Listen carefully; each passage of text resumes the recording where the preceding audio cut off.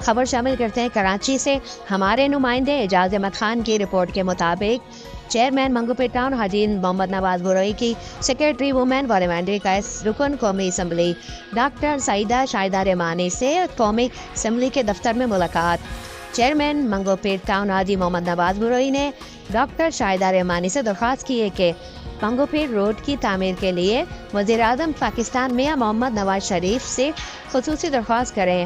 انہوں نے کہا کہ منگو پیٹ روڈ کی تعمیر طویل عرصے سے تعطل کا شکار ہے اور اسے فوری بنیادوں پر مکمل جانا نہایت ضروری ہے۔ اس موقع پر حاجی نواز بروئی نے وزیر اعظم پاکستان کے نام منگو پیٹ روڈ کی تعمیر کے حوالے سے ایک خط بھی ڈاکٹر شاہدہ رحمانی کو پیش کیا۔